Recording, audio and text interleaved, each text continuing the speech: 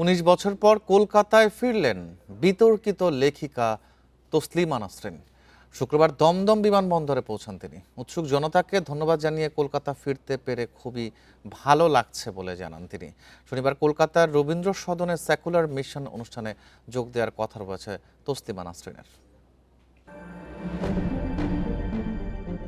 বাংলাদেশ থেকে নির্বাসিত হয়ে কলকাতাকেই নিজের বাসস্থান হিসেবে বেছে নিয়েছিলেন তসলিমা নাসরিন। তবে তার বিতর্কিত আত্মজীবনী দ্বিখণ্ডিত প্রকাশের পর সে সময়ের বামফ্রন্ট সরকারের আমলে ব্যাপক বিক্ষোভের মুখে তাকে ২০০৭ সালে কলকাতা ছাড়তে বাধ্য হতে হয়। পরে ৬৩ বছরের এই লেখিকা দিল্লিতে দীর্ঘমেয়াদী আবাসিক অনুমতি নিয়ে বসবাস করেছেন। এরও আগে ২০০৩ সালে তৎকালীন রাজ্য সরকার ধর্মীয় ভাবাবেগে আঘাতের অভিযোগে আত্মজীবনী দ্বিখণ্ডিত নিষিদ্ধ করেছিল। শুক্রবার ১৯ বছর পর কলকাতায় ফেরেন তসলিমা নাসরিন। নিজের অনুভূতির কথা জানাতে গিয়ে বলেন, তিনি কোনোদিনই স্বেচ্ছায় কলকাতা ছেড়ে যাননি। তার দাবি, তৎকালীন পশ্চিমবঙ্গ সরকারই তাকে রাজ্য ছাড়তে বাধ্য করেছিল। তবে তিনি কখনো আশা ছাড়েননি যে একদিন আবার এই শহরে ফিরতে পারবেন।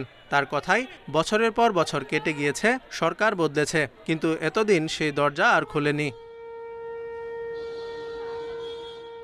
তসলিমাকে স্বাগত জানান দমদম উত্তরের বিজেপি বিধায়ক সৌরভ শিকদার। মাননীয় মুখ্যমন্ত্রী ওনার সিকিউরিটির থেকে শুরু করে সমস্ত ব্যবস্থা করে দিয়েছেন এবং ওনাকে নির্ভয় দিয়েছেন যে আপনি ভারতবর্ষে বৈধভাবে বসবাসকারী একজন বাংলাদেশি নাগরিক। শনিবার কলকাতার রবীন্দ্র সদনে সেকুলার মিশন অনুষ্ঠানে যোগ দেওয়ার কথা রয়েছে তসলিমা নাসরিনের। আয়োজকরা জানিয়েছেন, এতে সমাজের বিশিষ্ট ব্যক্তিদের পাশাপাশি উপস্থিত থাকতে পারেন পশ্চিমবঙ্গের মুখ্যমন্ত্রী শুভেন্দু অধিকারী। Zobayer Hossain, independent news.